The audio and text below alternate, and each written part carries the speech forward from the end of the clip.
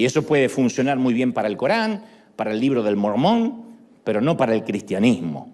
Y yo quiero contarte una de esas historias crudas, de las tantas que hay aquí, tal como aparece en las Escrituras, sin agregar ni quitar a la crónica que aparece allí. Aquella mañana pudo haber sido una de las tantas en la rutina habitual del Palacio de Jerusalén. El niño se despierta en su cuna real, porque es el principito, le cambian sus pañales reales, le ofrecen su biberón real con su leche real. La primera vez que este niño de la historia aparece, tiene apenas, se presume, 5 años, hijo del príncipe y nieto del rey. Tiene todos los privilegios que puede tener un principito, que jamás soñaría tener un simple cortesano, pero él es el rey o el futuro rey. Pero esta mañana la crónica dice que algo interrumpe el desayuno real de nuestro futuro rey, una tragedia, un infortunio inesperado, ¿no? De manera repentina, el palacio se transforma en caos. Aparentemente llega un mensajero con una mala nueva, con una mala noticia, y después ocurre lo impredecible. Hay gritos en el palacio, hay corridas, estupor, ruidos, que son sonidos poco familiares, que el niño de 5 años no alcanza a comprender qué es lo que está sucediendo. La mala nueva, la mala noticia corre como reguero de pólvora en los pasillos reales, y se trata de que el rey y el príncipe han muerto en batalla, los dos a la vez. En otras palabras, el rey Saúl y su hijo Jonathan han caído en la línea de batalla. El niño no conoce el significado de la noticia, o por lo menos no percibe que su futuro va a cambiar en los próximos minutos.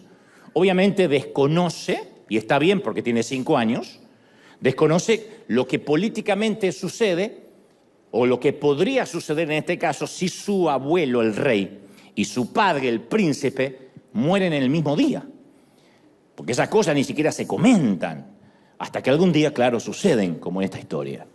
No sabe el niño que si el monarca y su heredero inmediato fallecen en el mismo día, alguien más vendrá a por la corona y por el trono. Y obviamente intentarán asesinar al niño, que es el heredero natural. Pero insisto, como el infante ignora que ahora su vida corre peligro, no es sorprendente que en medio del alboroto sigue jugando con sus Nintendo y sus PlayStation reales. Pero la nodriza, la nana, su cuidadora, sí entiende algo de conspiraciones políticas, o tal vez alguien se lo dice. Ella considera que un inocente niño no merece morir por ridículos, patéticos intereses monárquicos. Y ella sabe, la nodriza, la babysitter, que alguien querrá deshacerse del pequeño heredero natural, de modo que lo toma en los brazos, dice la historia, y corre desesperadamente, se adentra en el bosque, sabiendo que ni siquiera hay tiempo de empacar lo básico, lo necesario, hay que correr por la vida del niño. Pero algo mucho peor va a ocurrir esta mañana. En el apuro adrenalínico de escapar por la vida del pequeño, la nodriza se mete dentro del bosque y no se percata de quizá una piedra o una rama saliente que cruza el sendero casi al ras del piso. Y la mujer cae de bruces, tropieza, y el principito rueda por el piso. Y se escucha un seco crack que deja estupefacta a la mujer y el niño, que no para de llorar desconsoladamente. La caída le fracturó los tobillos al pequeño príncipe. Entonces, en el afán de seguir huyendo, levanta a la criatura y se da cuenta que sus tobillos ahora cuelgan flácidos, endebles, pero no hay tiempo para volver atrás. Ella sabe que lo único que tiene en mente es continuar corriendo para salvar la vida del pequeño. Yo te adelanté que esta no es una historia justa. El mismo día que el niño queda huérfano de padre y de abuelo, es el mismo día que abandona el palacio y se va al destierro, Y un tropiezo de quien lo lleva en brazos lo transforma en un tullido, en un lisiado, en un minusválido de por vida. Y todo por un crack durante el camino, por un error involuntario de quien intentaba, en este caso, salvarle la vida. Y con el correr de los años, la historia dice que los otros muchachos de su edad, obviamente fueron creciendo, al igual que él, tuvieron sus novias, se graduaron. Él apenas si puede imaginarlo, porque alguien lo ha dejado caer. Su vida social está completamente dañada. Pudo haber sido un rey, pudo haber sido el heredero natural del trono. Con solo un chasquido de dedos podía haber tenido un harén a su disposición. Pero ahora es apenas el príncipe del olvido. Se llama Mefiboset. Tiene los pies, pero por sobre todo el espíritu quebrado. Y como dijo alguien por allí, no hay prótesis para eso. No hay prótesis para el alma quebrada. Y este es el primer punto que esta mañana quiero detenerme, porque la mayoría de los que hoy somos adultos vivimos un momento en nuestra niñez en que alguien nos dejó caer, todos. Esto no es para revolver el trauma de nadie ni para que nos suicidemos en masa, sino que todos tenemos que reconocer que en algún momento alguien nos dejó caer. De hecho, los hombres que se relacionan con una mujer tienen que ser conscientes que están tratando con los resultados e influencias de las experiencias de la niñez, de esa mujer que encierra una niña en su interior. Lo mismo para las mujeres que conviven con un hombre adulto. También deben estar conscientes que están en continuo contacto con el niño que ese hombre alguna vez fue. Que no es lo mismo que casarte con un inmaduro, no estoy diciendo eso. Estoy hablando de que todo hombre esconde a un niño con un montón de traumas, crianzas, sesgos, como decíamos hoy. Entonces no hay que confundirse con el sonido glamoroso de los tacones altos, el maquillaje, los trajes de diseño del caballero. Uno tiene que aprender a oír el sonido de los pies pequeños, los pies formados por la adversidad, por los secretos escondidos. Un cónyuge puede conocer a su pareja, que está a su lado, solo si puede ayudarle a sanar en algún momento las heridas de su niñez. No hace falta ser psicólogo ni terapeuta para esto. Hace falta nada más sentido común. Todos tenemos ese dolor del crack que los cosméticos no pueden ocultar. Es el niñito quebrado quien tiene siempre cautivo a ese adulto que hoy es muy callado. Mi madre y nosotros, sus hijos, siempre nos quejábamos de los prolongados silencios de mi papá. Mi papá era peor que Homero Simpson, pero no hablaba nunca. Entonces las comunicaciones de mi papá eran... A lo sumo, en un esfuerzo sobrehumano, decía, pregúntale a tu madre. Eso era todo lo que decía. Entonces mi madre decía, ¿cómo puede ser que seas tan callado? Pero después la abuela, su mamá, la abuela Ana, la alemana, vino a vivir un tiempo a casa y nos contó la infancia que mi padre había atravesado, él y sus otros hermanitos. Y ahí comprendimos que ya era un milagro que mi papá respirara. Era un milagro que había podido formar una familia. Y ahí entendimos sus silencios. Mi padre no era, detrás de ese hombre hosco, hostil, iracundo, no era nada menos que un chiquito asustado. Y con los años yo he aprendido que Dios es el único que tiene la habilidad de borrar lo que el sexo, lo que el vino o el dinero no pueden hacer desaparecer. Dios es el único surcidor de muñecas rotas, es quien sana el trauma de ese hombre callado que simula rudeza, que yo sé que muchos deben conocer así, si es que no hay aquí uno de esos, o varios. Dios es el único que puede sanar a la mujer que tiene esa mirada vacía que ni el mejor delineador puede ocultar. Y Jesús dijo que Él venía a sanar a los quebrantados del corazón. Y en griego, el término quebrantado significa hecho añicos, literalmente. Lo que sucede cuando uno empuja, no sé, una jarra de vidrio o un vaso desde una mesa y cae sobre el piso de la cocina o el comedor. La jarra o el vaso se rompen en tantas esquirlas pequeñas que ya es imposible recuperarse, conviene obviamente tirarlo. La segunda palabra en griego es cardia. Cuando él dijo, vengo a sanar a los quebrantados del corazón, usó la palabra cardia, que significa corazón, de donde proviene nuestra palabra cardíaco. Jesús estaba diciendo que Él puede hacer por nuestros corazones lo que sería imposible para cualquier otra persona. Y a algunos, que en algún momento alguien nos dejó caer, y quizá no se quebraron nuestros tobillos, pero sí se hizo añicos, pedacitos, nuestro corazón de alguna manera. Es posible que todos tengamos una historia triste para contar. Si yo dijera, ¿quién tiene una historia triste? Nos quedamos a vivir, porque todos tenemos una historia triste. Pero sin duda, lo más doloroso es que las personas en quien más confiábamos son las que en ocasiones nos dejan rodar por el piso o nos dejaron rodar por el piso. Porque es tu papá la que te dice que eres hermosa. El primer halago que vas a recibir del sexo opuesto va a ser de tu papá, tu primer novio. El primero que va a decir, qué linda que eres, aunque sea fea, tu papá te lo va a decir. Los papás siempre mienten. Es tu papá el que te va a decir, es un campeón, muchacho, aunque seas un perdedor. Es tu papá el que te lleva sobre tus hombros, el que pelea con los monstruos debajo de la cama, el que te dice que vale mucho, el que te dice, niña, no te conformes con el primer tipo que quieras llevarte a la cama.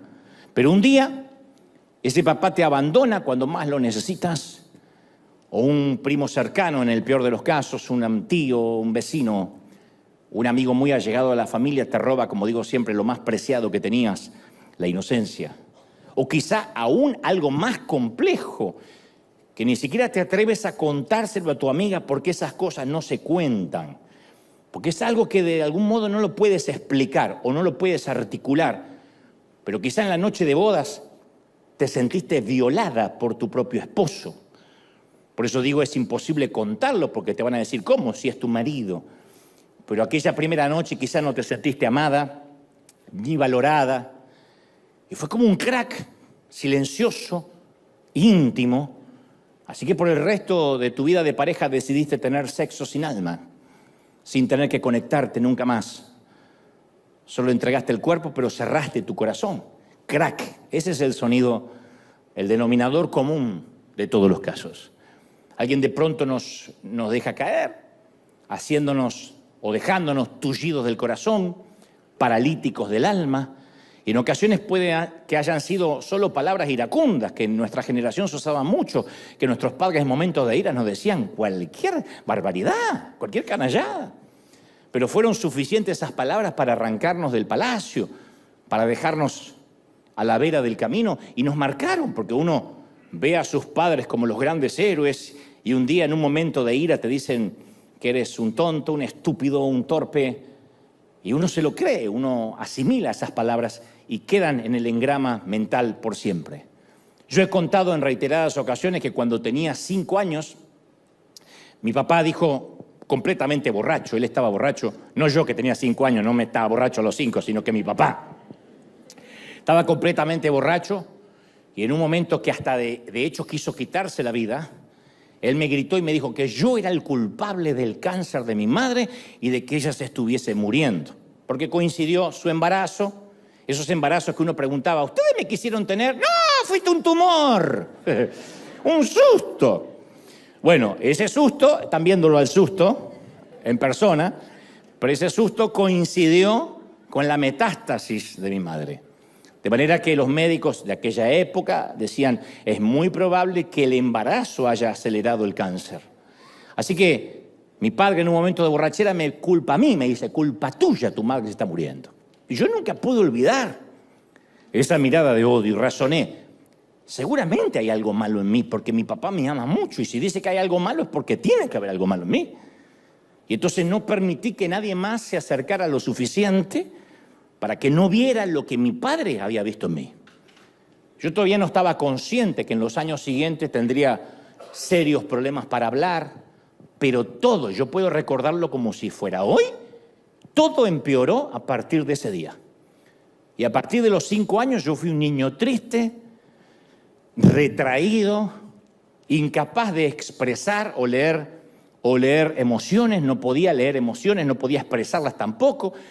Y en gran parte de mi niñez podría haber jurado que yo no tenía futuro, que no era inteligente, que yo no había nacido con ningún don. Entonces me dijeron a lo largo de mi niñez, introvertido, tímido, antisocial, y hasta alguna maestra, que en esos entonces aventuraban diagnósticos sin tener base académica, hasta alguna maestra sentenció que yo tenía un leve autismo y recomendó terapia. Pero si mi papá no llegaba, venía los perros a la veterinaria, ¿qué nos iba a llevar a nosotros a terapia? Ni a vacunar nos llevaban. Papá, ¿me llevas a vacunar? ¿Para qué? De algo hay que morir, decía mi papá.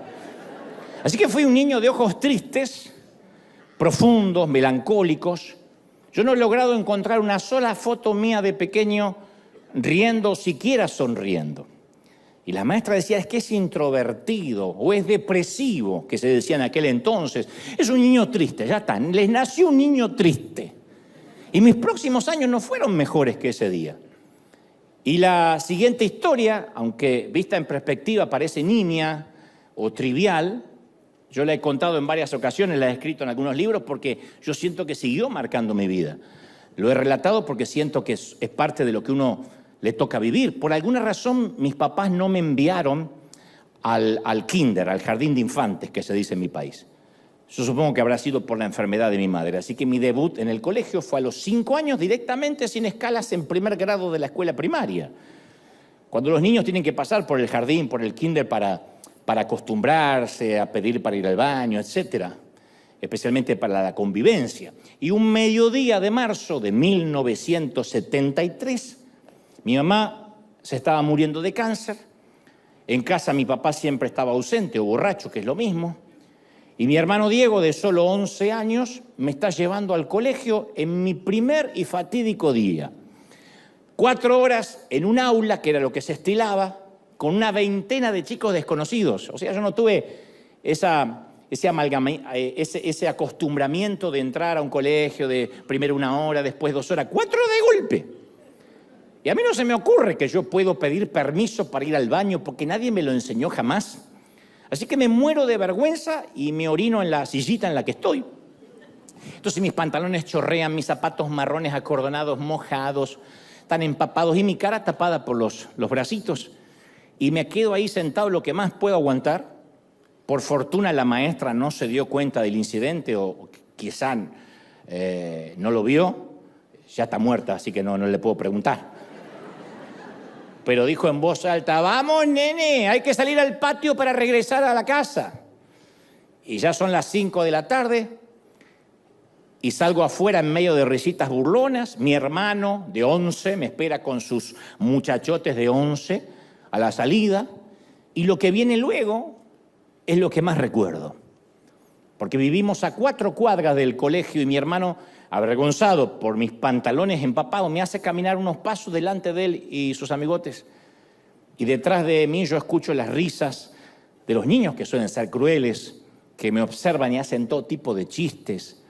Entonces, camino mirando el suelo, no quiero darme vuelta, estoy llorando en silencio y ya no quiero estar nunca más con gente, ya no quiero estar en público. Le dije a mi mamá, ya fui a la escuela, no quiero ir más. Ella me dijo, no, hay que seguir toda la vida.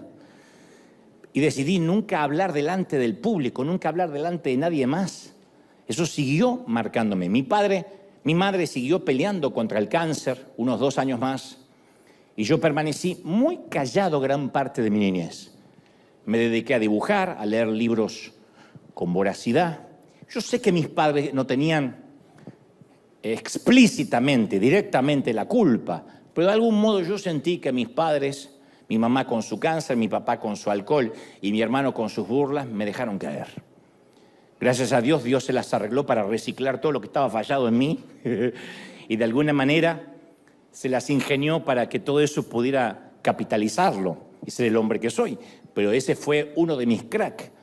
No tiene que ser necesariamente un abuso sexual, no tiene que ser necesariamente un trauma como que te dejen huérfano en la puerta de un convento de monjas. A veces son detalles que cuando escarbamos y buscamos arqueológicamente nuestro pasado están allí y determinan nuestra forma de ver la vida como adulto. El segundo punto de esta historia es que quizá este pequeño príncipe, capaz que nunca logró comprender la motivación de la nodriza, que la nodriza le estaba intentando salvar la vida. Yo pienso que el muchachito, el niño, a medida que iba creciendo, es posible que haya maldecido a la nodriza en más de una ocasión, o quizás lo hacía frecuentemente. Algo como debiste haber tenido más cuidado. ¿Cómo es que una mujer adulta puede ser tan estúpida para tropezar con una rama? ¿Cómo es que no viste? ¿Por qué no me llevaste de la mano corriendo? Yo tenía 5 años. ¿A quién se le ocurre alzar un niño de 5? Yo creo que le habrá maldecido más de una vez. El joven debió haber sido un príncipe muy enfadado, ¿no? Yo no sé si alguna vez viste la mirada encendida de los ojos de alguien que estuvo en el infierno y fue quemado por su propia historia. Lo más probable es que cuando alguien haya sufrido mucho, oculte su dolor blindándose con enojo. Cuando yo veo una persona enojada, o es suegra o tuvo una mala infancia o una mala vida. Porque a veces, fuera de toda broma, el enojo es la única protección que uno puede conseguir por sí mismo. Si me enojo, no me van a hacer más lo que me hicieron. Hay gente que son solo gatitos asustados, haciéndose pasar por leones, con la esperanza de que nadie sabe que debajo de su gruñido no hay dientes, sino lágrimas. Cuando alguien está muy enojado, muy adusto, por lo general es alguien con una vida de mucho dolor. Después están los que nos enojamos de tanto en tanto. Yo hablo de los que viven enojados, que se levantan a la mañana y dicen, buen día, ¡wow! ¿Qué hacen? Ese. Se ve que alguna dama reconoció el ladrido, ¿eh? Hay una poetisa, una gran escritora británica llamada Florence Smith, que atribuía gran parte de su escritura a una niñez difícil. Y su poema más famoso data de 1957 y se titula No estoy saludando, estoy ahogándome. No te estoy saludando, me estoy ahogando. Y hablaba de una mujer en el poema revolcándose en la marea que no es capaz de conseguir ayuda de quienes caminan por la orilla. Porque la ven, pero asumen que simplemente está saludando. Así que continúan su camino, posiblemente hasta devolviéndole el saludo, dejando que se ahogue. No estoy saludando, me estoy ahogando, dice el poema. Y a veces, aunque nadie se dé cuenta, nosotros también estamos diciendo lo mismo. No estoy saludando, yo me estoy ahogando. Estoy solicitando socorro, pero a veces no logran vernos. Y cuando somos niños ni siquiera sabemos cómo pedir ayuda. Yo digo siempre que las viejas heridas tienen una memoria muy buena, pero unas destrezas interpretativas abismalmente pobres. Porque cuando uno es niño interpreta diferente lo que ocurrió. Eso se llama recuerdo del recuerdo.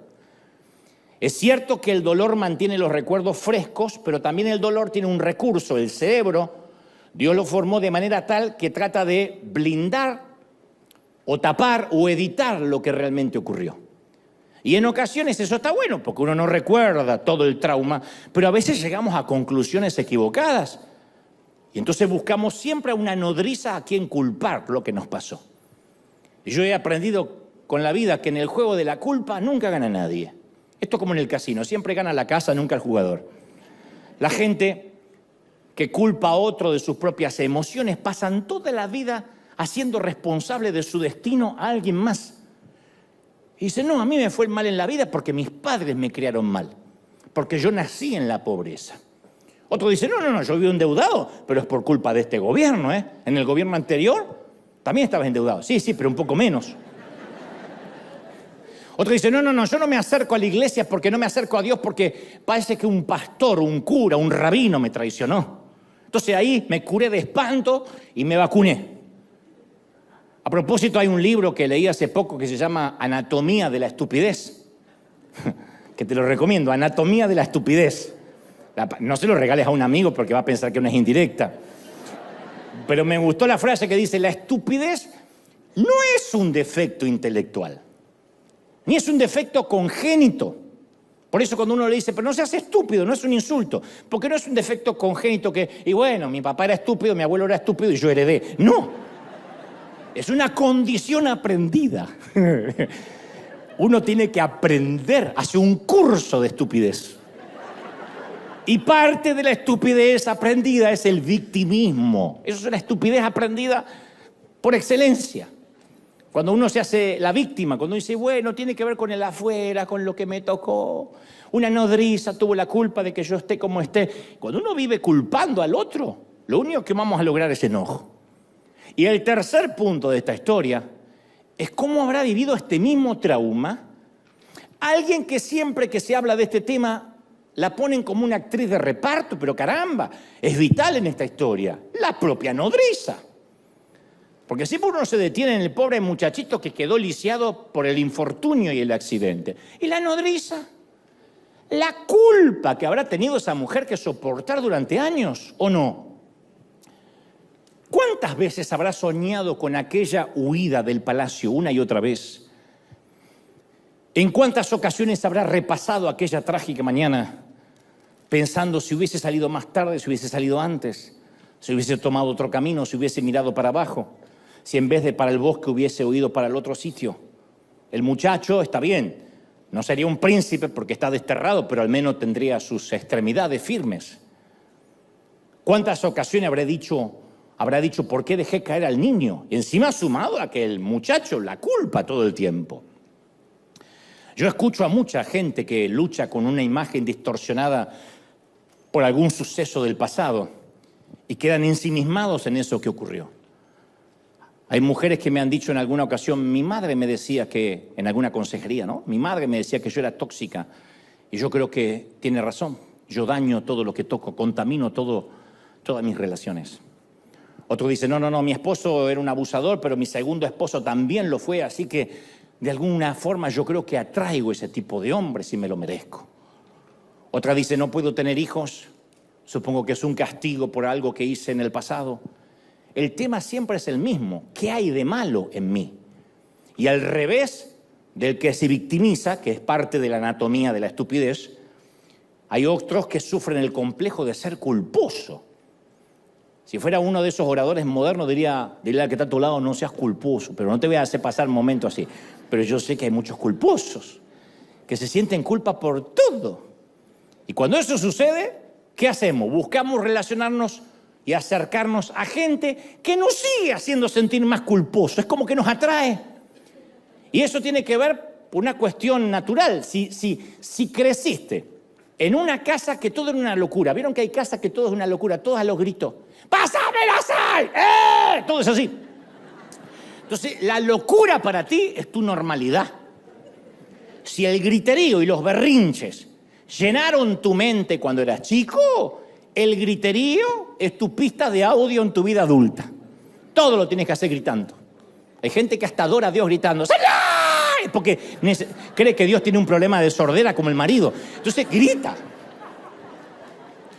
El grito es la banda sonora. Si tu familia fue fría y poco expresiva, sueles arrastrar ese tipo de trato hacia tu pareja. Porque dices, bueno, mi papá era frío. Mi papá no te decía ni buen día. Oye, ¿pero por qué tenés que repetir el patrón? ¿Y por qué así era mi papá? Y el abuelo, peor. Si tu pureza sexual fue violada o alterada cuando eras niño o niña, entonces el sexo puede que sea la primera cosa que ofreces en una relación, porque eso es lo que se esperó de ti.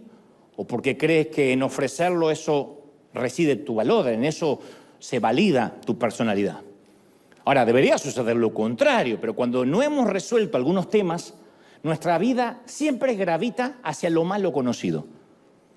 Y como anhelamos siempre cerrar ciclos, Dios nos creó para cerrar temporadas. Sin querer somos atraídos hacia eso mismo que nunca logramos resolver para ver si cerramos ese ciclo. Yo conozco mujeres que se criaron con un papá violento y cuando se casaron eligieron un hombre que se parece a ese padre. Y le dan ganas de decirle, ¿de verdad? Porque al no resolverlo, eligieron lo que ya conocen. Hay gente que elige lo que les parece que es la normalidad en una relación. Hay mujeres que les gusta estar no sujeta, sino que sujeta le queda así cuando levanta la voz. Y uno dice, ¿por qué? Porque es la normalidad. Porque no conocen una relación sana. Y no saben que están en un bucle del cual no pueden salir.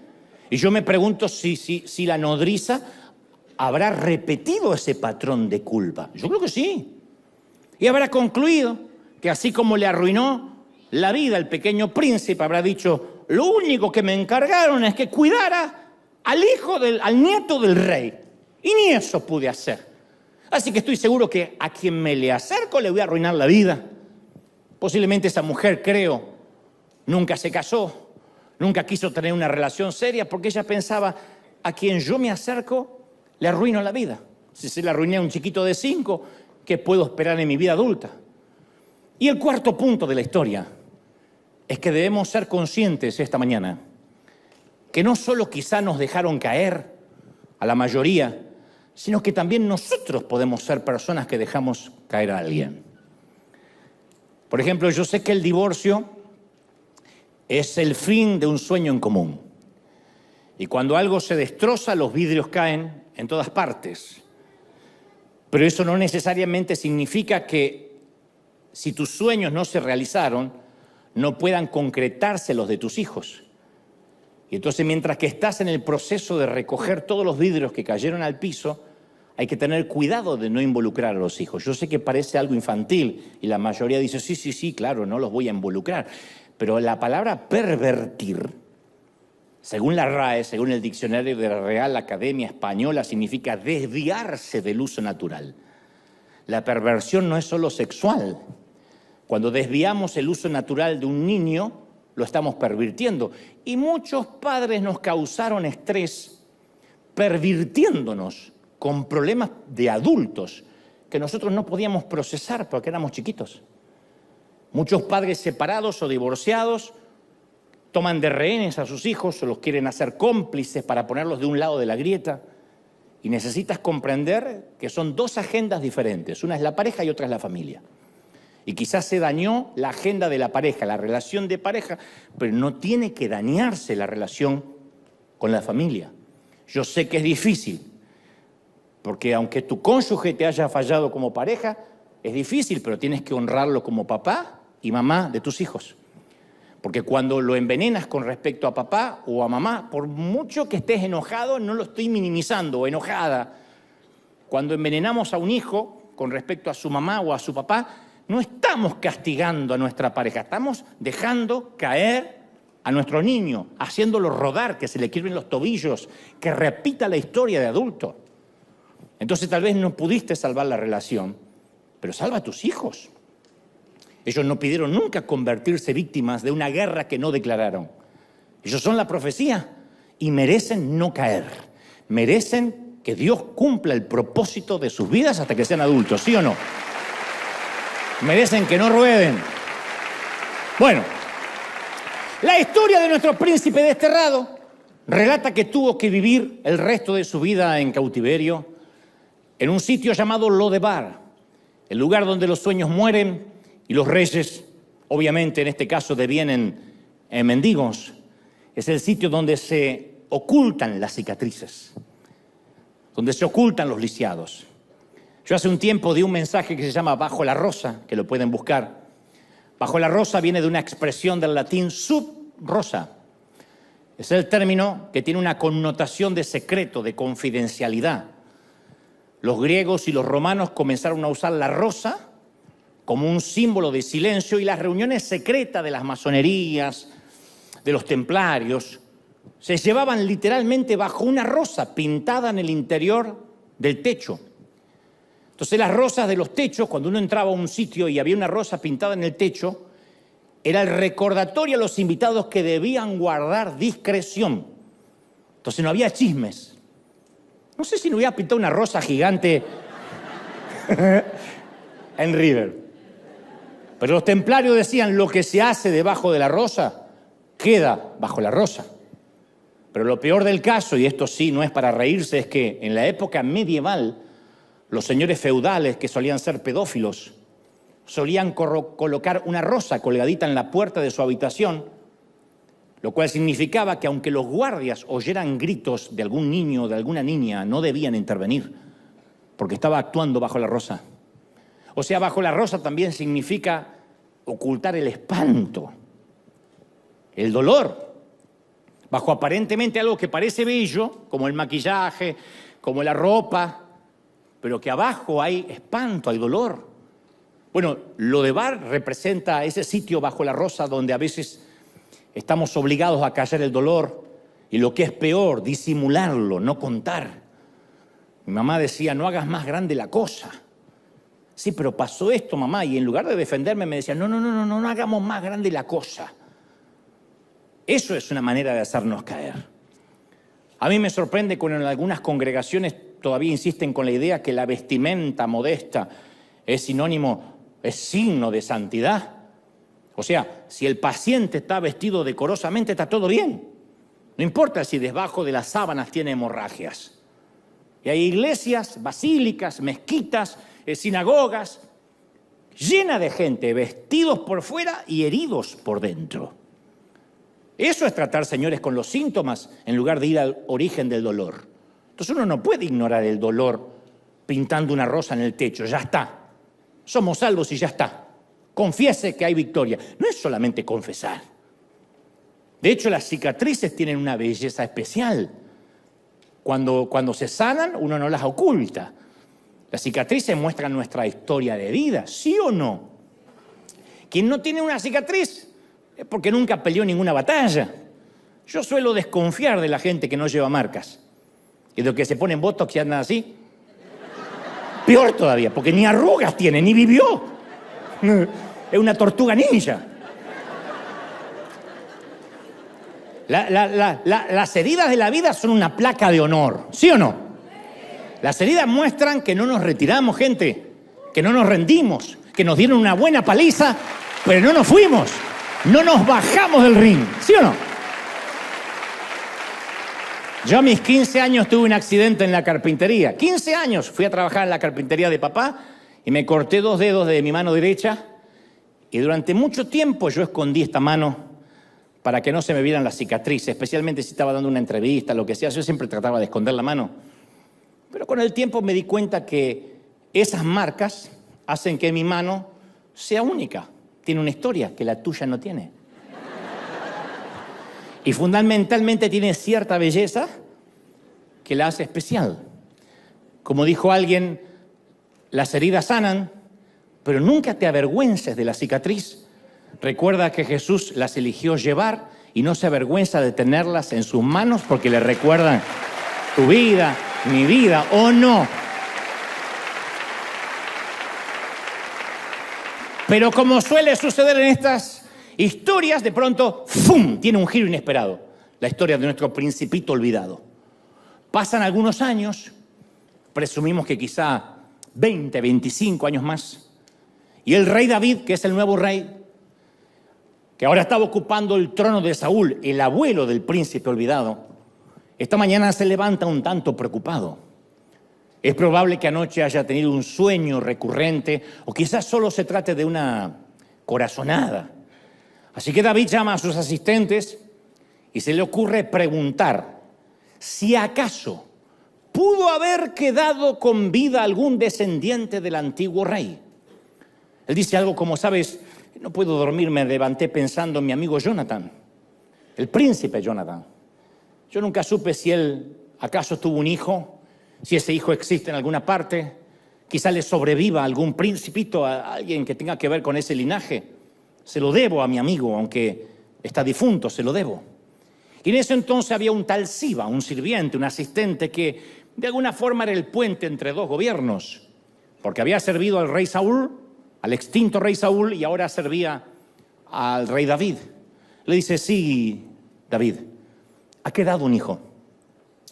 Es un hijo de Jonathan, pero sabes, vive en el exilio, oculto en algún lugar llamado Lodebar. Allí suelen ir los mendigos, la gente en situación de calle. David no puede creer lo que está oyendo, no da crédito. Entonces da la orden de inmediato a sus hombres y dice, ¿pero qué están esperando? Mándenlo a llamar. Díganle que quiero que venga al palacio ya. Es el hijo de mi amigo, es un príncipe, aunque no sea el heredero natural de la corona. Pero Siba se acerca y le hace una aclaración, le dice, es que hay un pequeño problema, su majestad.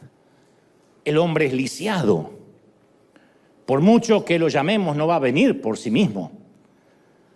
Podemos hacer un comunicado oficial por cadena nacional y él no puede venir. Y yo creo que hoy, ahora mismo, en esta mañana, hay mucha gente así, o tarde o noche, conforme el uso horario donde me estén viendo, en esa condición. Hay gente que sabe que tiene una segunda oportunidad y ha escuchado el edicto del rey, pero están demasiado quebrados para regresar. Yo he tratado con mucha gente así en los últimos años. Gente que dice, yo quiero hacer las cosas bien, pero sabe, no puedo. La vida les pegó demasiado duro y ya no pueden caminar, no pueden por sí mismos acercarse a Dios. Saben lo que tienen que hacer, saben que lo que están haciendo no es correcto, pero no pueden levantarse. Tienen la intención, pero esa intención queda entre el origen y el destino, como Mefiboset, como este muchacho, que supongo que con la mente daba la orden de caminar, pero sus piernas no le responden, la orden queda en el origen y no llega a destino. Así que cuando el rey David se entera de esto, lo resuelve de manera pragmática, práctica. Le dice a Siba que vaya hasta Lodebar, que tome algunos carruajes de la corte y que lo traiga, lo cargue y lo traiga de regreso al palacio. Ese día también llega para todos los minusválidos del alma. El día en que alguien te va a buscar. En este caso, una comitiva real llega a Lodebar y al llegar, alguien toca, me encanta este efecto, así que lo voy a poner en casi todos los mensajes.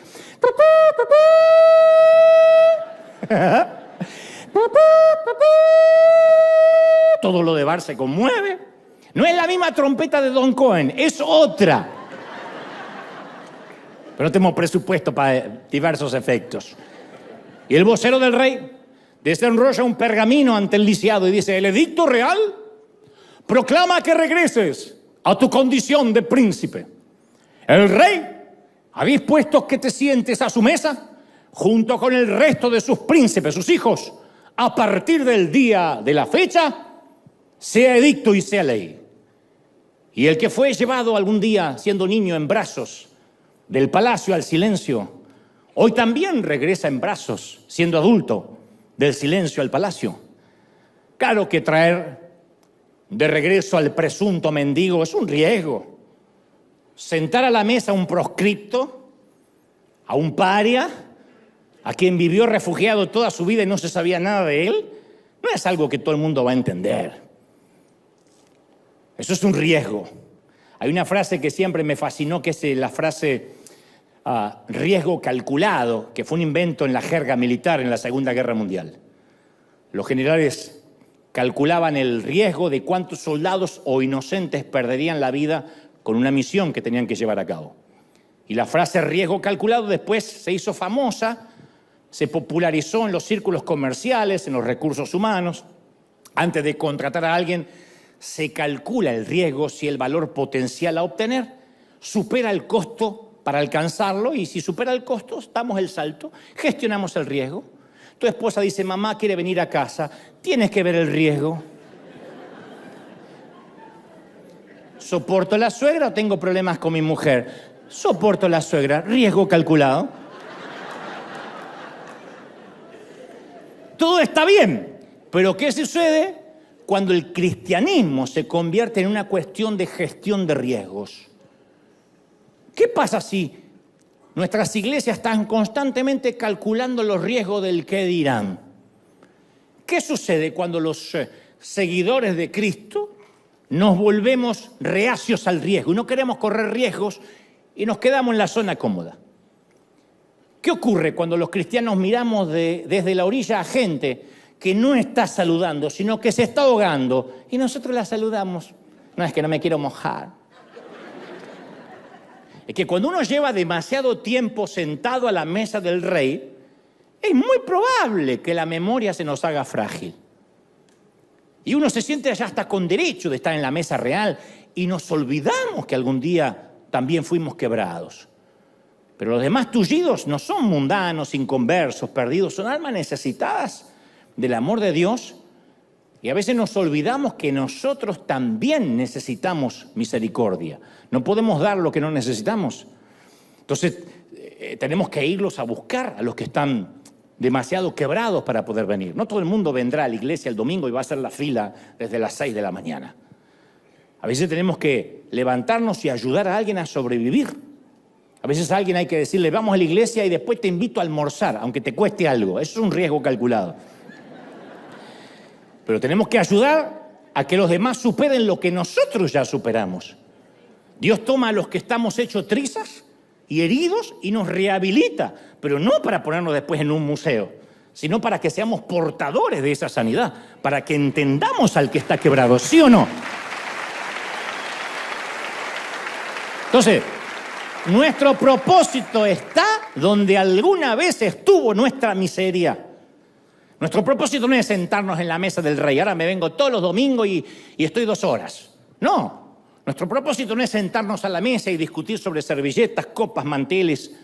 Nuestro propósito siempre ha estado en Lodebar. Ese mismo lugar en el que hemos llorado alguna vez es el que va a traer sanidad a aquellos que son tocados por el mismo dolor. ¿Soy claro, sí o no? Ese es el lugar donde debemos regresar para ayudarlos a salir de su confinamiento.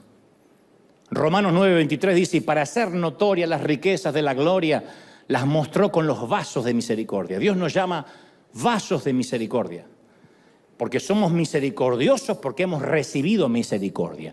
¿Habrá alguien que no necesite perdón de Dios aquí? Que diga, no, para mí Jesús murió en vano porque yo ya era santo. ¿Habrá alguien así?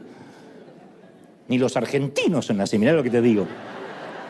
Ahora, los ex desterrados, tenemos una compasión que únicamente viene de haber sido desterrados también. ¿Uno entiende esa gente? Nuestra miseria tiene raíces en los recuerdos de nuestras propias tragedias. Si alguna vez superamos una tormenta, tenemos una actitud muy diferente a aquellos que nunca la atravesaron. Una mujer que sobrevivió al cáncer va a entender a otra mujer que padece lo mismo. Alguien que atravesó un divorcio no va a juzgar a aquel matrimonio que tiene crisis. Y quiero contarte algo más que es el final más asombroso. La Biblia narra que Mefiboset llega en brazos de Siba al palacio, se pone las muletas como puede y luego se postra ante el rey. Y el rey le dice, no tengas temor, porque yo haré contigo misericordia, para eso te mandé a llamar. Porque yo amaba a Jonathan, tu padre, y de alguna forma amaba a tu abuelo. Así que te voy a devolver todas las tierras de tu abuelo y de tu padre. Y otra cosa más, tú comerás siempre a mi mesa. No te voy a poner una mesa ahí de servidumbre, tú vas a comer con mis príncipes, con mis hijos. Y luego llama a Siba, el que lo había ido a buscar, y le dice, todo lo que fue de Saúl y todo lo que fue de su padre Jonathan, dáselo a él, todas las tierras.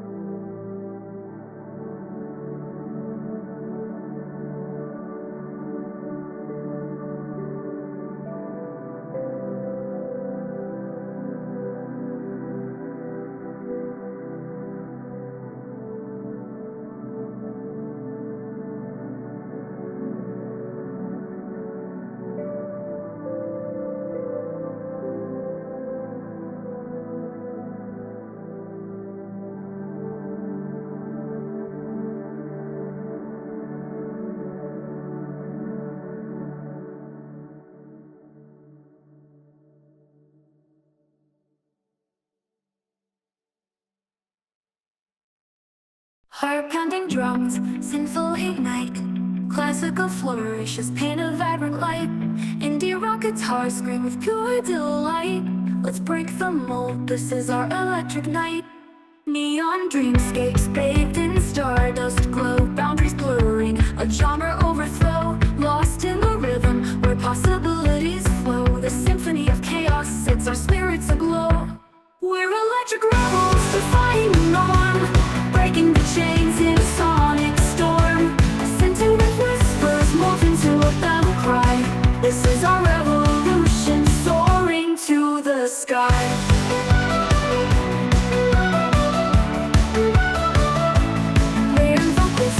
A powerful embrace.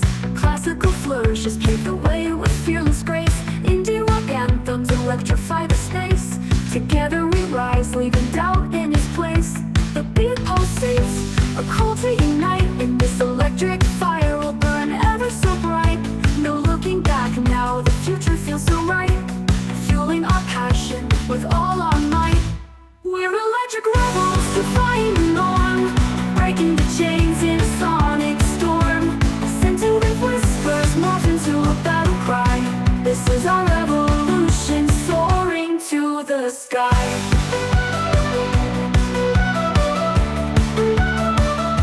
No walls can hold us, no limits can bite. United by music, a new world will find. Let the sparks ignite, let our spirits unwind. This is electric legacy, forever entwined. We're electric rebels, defying the norm. Breaking the chains in a sonic storm. Sentient whispers morph into a battle cry. This is our revolution, soaring to the sky. We're electric rebels, defying through the norm. Breaking the chains in a sonic storm. Sentient whispers morph into a battle cry. This is our revolution, soaring to the sky.